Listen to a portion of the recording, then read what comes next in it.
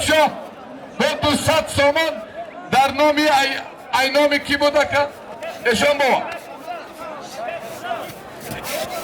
اکای خونسان غیر کنکوز در نامی محمد جانی شغناوی 200 سامان دیگه غالبیت با قوات افتاده شد.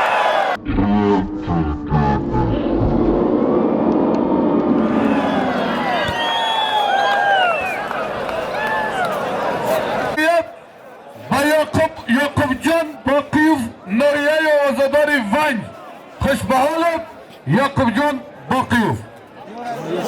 شاه پهلوان خوش آمدی نوری دیده تاج سر رحمت الله خوش آمدید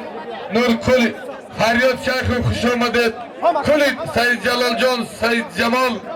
تمام پهلوان ها خوش آمدید نوری دیده تاج سر برادر خزینه دار من محمد رحیم از شهر دوشنبه غالب آمد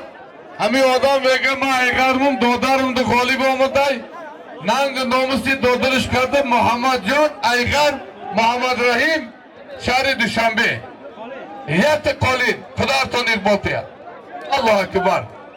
من در میدان شیر نر میدان خسرو علموف وحدت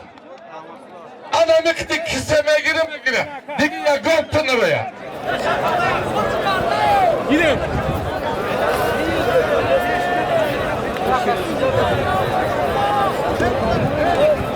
خزینه دار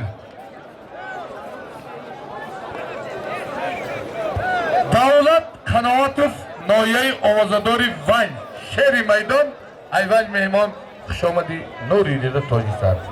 حریفیو بهادر ناحیه فرخار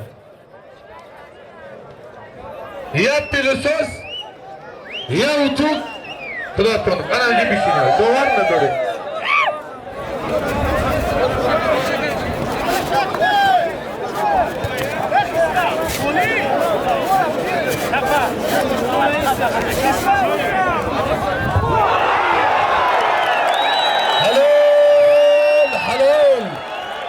خوش به حالت سید مختار جان ناحیه آوازداری حسه به خاطر سید مختار جان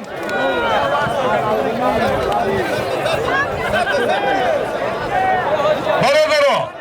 یکی از پهلوانای شناختی جمهوری پهلوانایی که 10-15 سال در میدان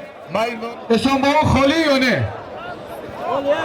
انا میگه پیشینه دیگه هم نپرجیو هم تجو